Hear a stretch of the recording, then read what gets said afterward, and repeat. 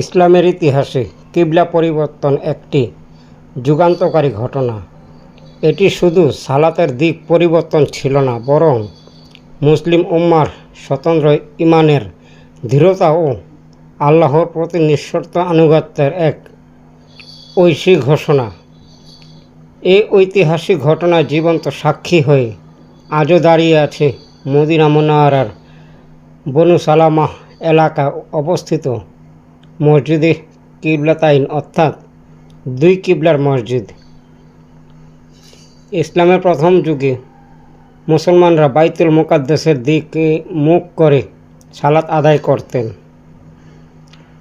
মদিনার হিজরতের পরও প্রায় 16 মাস এভাবেই সালাত আদায় করা হয়, কিন্তু রাসূলুল্লাহ সাল্লাল্লাহু আলাইহি ওয়াসাল্লাম কাবা শরীফকে কিবলা হিসেবে পাওয়ার আকাঙ্ক্ষা পোষণ করতেন।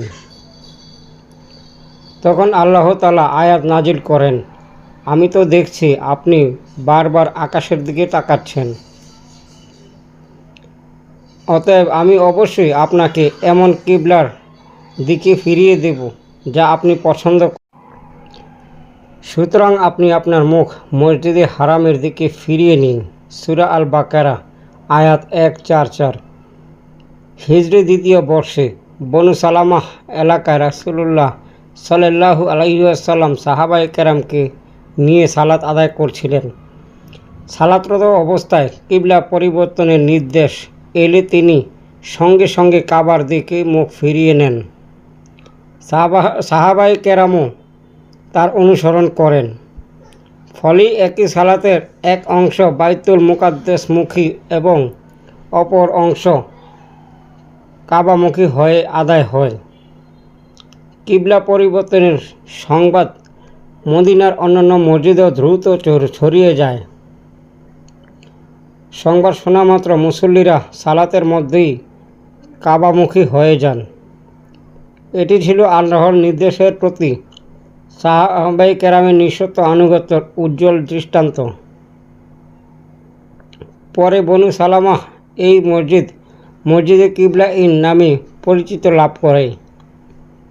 বিভিন্ন যুগে মুসলিম শাসকরা মসজিদটি সংস্কার ও সম্প্রসারণ করে। বর্তমানে এটি আধুনিক স্থাপত্য নির্মিত হলেও এর ঐতিহাসিক মর্যাদা অটুট রয়েছে। মসজিদে কিবলাতাইন আমাদের স্মরণ করিয়ে দেয় মুমিনের প্রকৃত পরিচয় আল্লাহর নির্দেশের প্রতি আনুগত্য।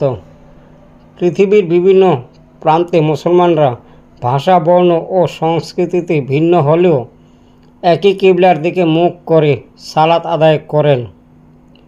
তাই এ মসজিদ শুধু ঐতিহাসিকভাবে স্মৃতিচিহ্ন নয়, এটি মুসলিম উম্মার ঐক্য, স্বতন্ত্র ও আনুগত্যের চিন্তার প্রতীক।